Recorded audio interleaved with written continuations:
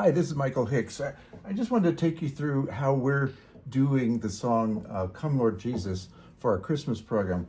We like to create original arrangements. We don't write them out in detail. We create a choir map is what we call it. You can see here we've got the original hymn from the book or the new issuances of the Church of Jesus Christ of Latter-day Saints. We've got some things here, what happens in the first verse, second verse, and in this case, the third verse, instructions as well as notation. Now, I'm going to take you through this because I want you to see how you can create, or at least how we create, a simple arrangement of a hymn, in this case, a Christmas carol, as it were. Now, you've got the, here I've got the pages from the hymn book. I'm going to call it the hymn book, even though it's not a book just yet. And you need to know a few things about it as you look through it. Okay, we've got really two sets of 8 measures. So the first half and the second half. It's in D major. It's really dealing with a D major scale a lot and not varying too much from the chord of D itself, D, F sharp, and A. I'm going to show you, first of all, how I make up an intro for this. I just take the chords G, F sharp, E minor, and D as a sort of basis, and then I will create at the top a melody that's really based on the tune a little bit, but also the D major scale. So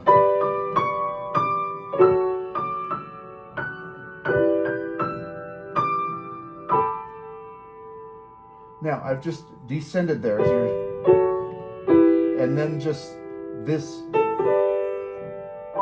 an A on the bottom with a G over it, something like that.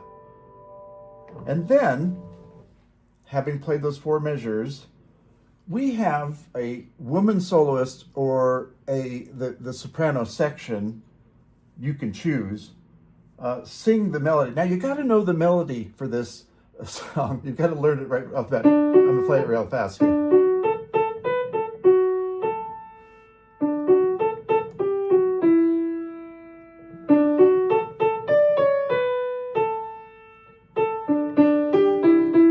That's the first 8 measures. Very simple, kind of a folk tune. And then it's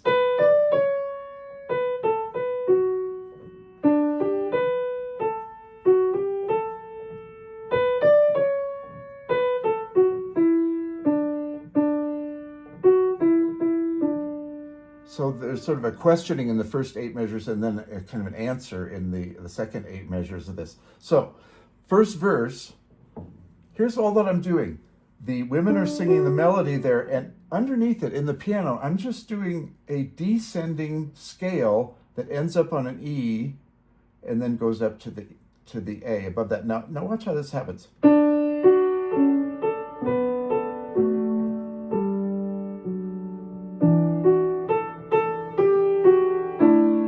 And I've got the D and the E above it there. And then, second line.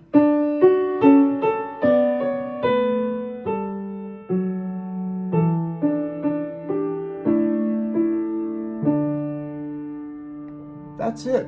Very simple, very spare. That's all you need.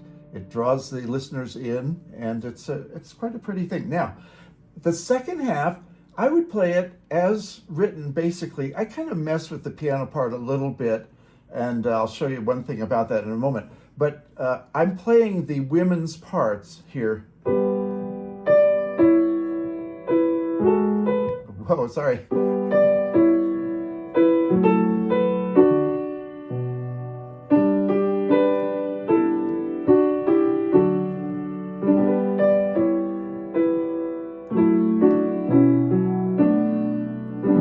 There I go do an E on the bottom rather than a G. I love that sound better.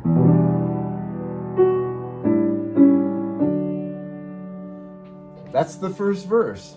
So the soloist or the soprano section sings the first 8 measures with that very simple accompaniment, and then more or less what is written in the hymn book. Now, after that, I have an interlude that's just like the intro that I gave.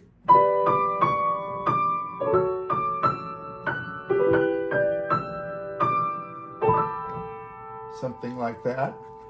Now, what I've created here for the second verse is a very simple echoing effect. So the women sing the tune and the men echo those. So they come in a measure later.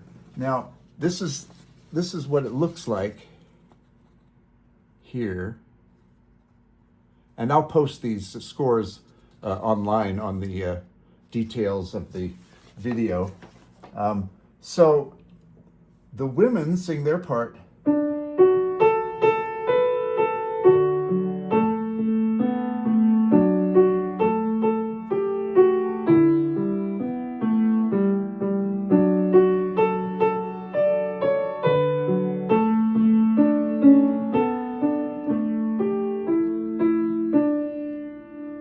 That's it. There's your first 8 measures. Now, what's the piano doing during all of this?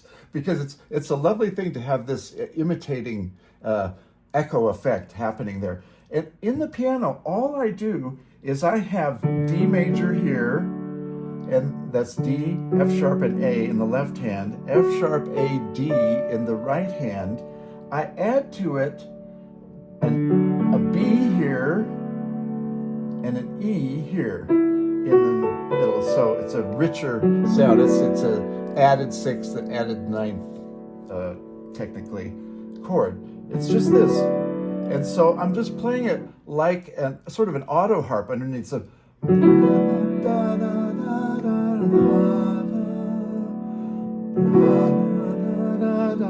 and on the 4th measure, I just change the F sharp to a G. Everything else stays the same, and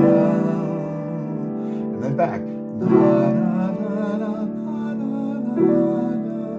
Now on the 7th measure, change again to the G and then back.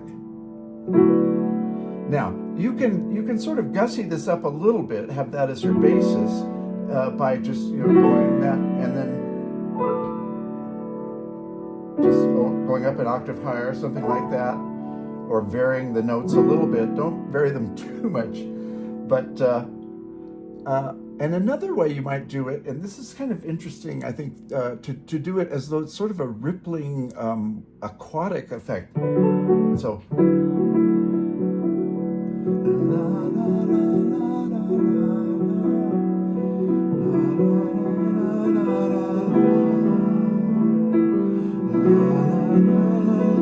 Something like that.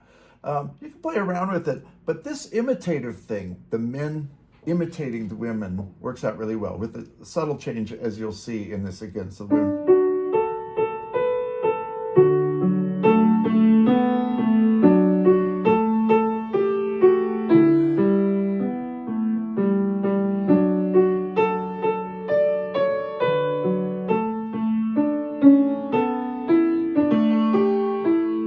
Okay, sorry, a little bit wrong note there, but you get the idea. Okay, so what happens in the second 8 measures of this second verse? Well, again, it's a very simple concept. I've given this to the men now. So the tenors are singing the melody, and below it, almost the entire thing, the basses are singing a third lower. So, and you can see that here in the notation. Let me play through the whole thing. And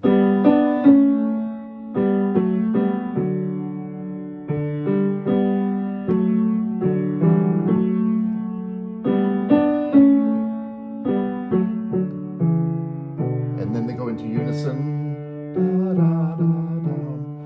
Okay, what's the piano doing? Well, it's almost too easy, and you may think it sounds too simple, but it's really not. I just play all of this an octave higher while playing it in unison with the bass and tenor here. So.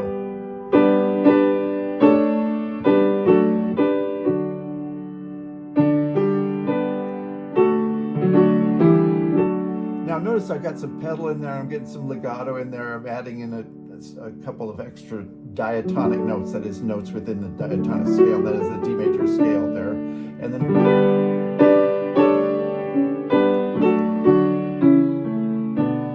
then I hit the E on the bottom there. Again, I'm almost always playing that an A on the bottom in the eighth measure of these, and just a B, a D, and an E, maybe a G, but above that. So sort of an E minor seventh above the A there. So I'm saying you can literally do that.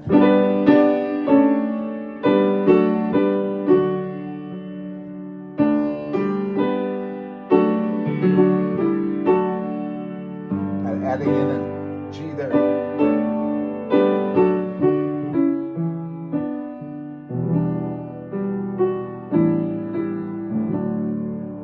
And that's it. That's the second verse. The echoing effect for the first 8 measures, and then that thicker male chorus sound for the second half of that second verse. Okay, now, the third verse, we go into 4-part harmony. And this is actually, I just derived this 4-part harmony from the accompaniment in the piano. Very simple, just drawing in the notes, a couple little changes along the way. And again, I'll put this, make this available in the comments, or in the description of the video. But this is now done preferably a cappella by the choir. After I do my little interlude again after that men's chorus thing. I'll play that in just a second. So this comes in slow and soft. This is the first 8 measures of the third verse. So I'm going to do... and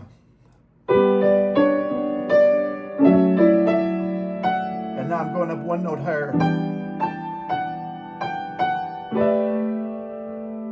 Okay, here's what they are doing.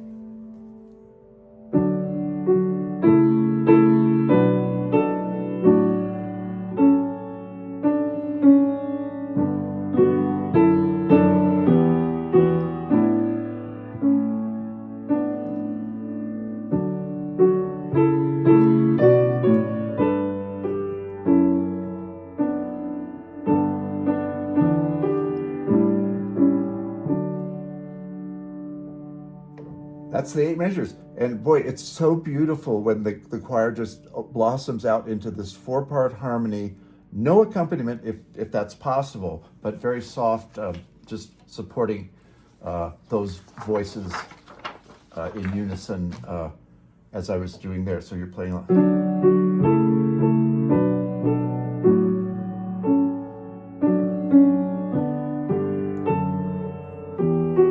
et cetera, et cetera. Okay. All right. Now, what about the last 8 measures of the song? Well, the first 4 measures. Oh, by the way, before I play that a cappella section, I do as I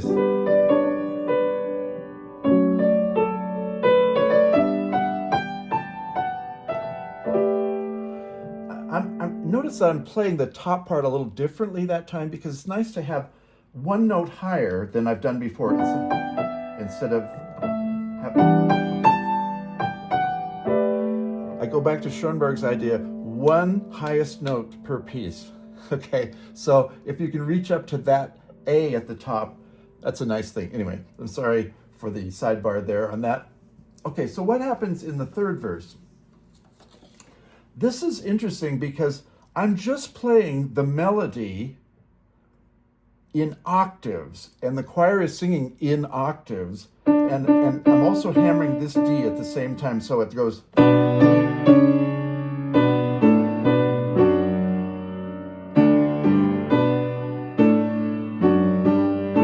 Now, these words here about Jesus coming again, come to rule and reign, so it's very bold, it's like a very brassy sound. Again... Sorry. And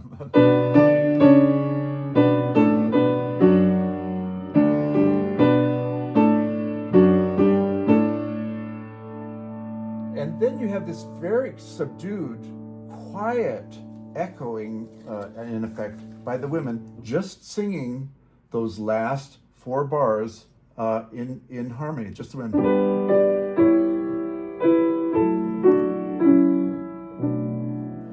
And then hear the men hum along with the melody.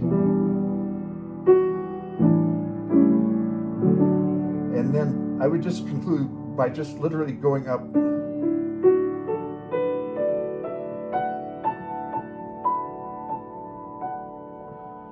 So I'm just running up D, E, F sharp, A, B, D, E, F sharp, A, B, and back down. So a little echo of the melody itself. So that's the whole thing. Going again, the first after we do the,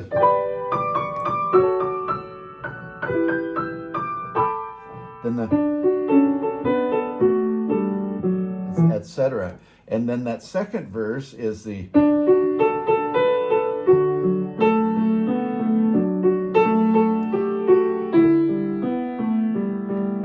etc. Okay, and then the men doing the thing.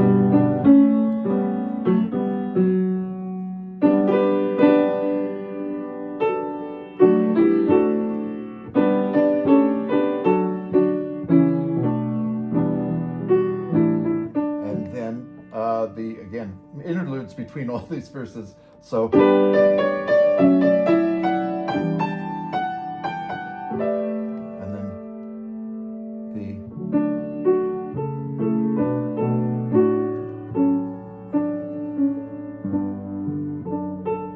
Etc.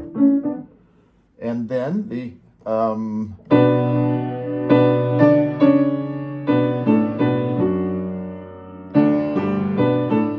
okay, and then finally that.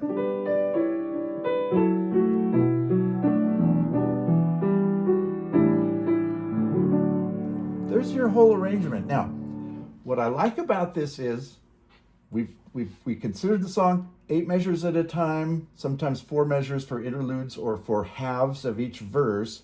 And it's not an elaborate arrangement. It's simple, but it has the quality that what I call good style, based on what Ford Maddox Ford said, that a good style consists of a constant succession of tiny surprises. You never want the audience, even if it's your congregation, to get ahead of you. Okay, they know something new is going to happen, but what will it be? Not too out there, not too crazy, but just a slight change here, something interesting, a little different they're not quite expecting. And of course, I'm trying to, throughout, also cue the music to the text as much as possible, as we've got in that, come to rule and reign, and then it's, now we're going to kneel in front of you. That's the last few lines of the song. So I hope that's helpful, and I hope that not only is this helpful to consider as an arrangement for your own choir to do this song, but to think about how you might create your own simple arrangements. Maybe this isn't that simple to you, but it could be a lot more involved. But it's simple, it's sweet, it's surprising in good ways, subtle ways, I think. And it also is, I think it's very devout. It's very, what can I say?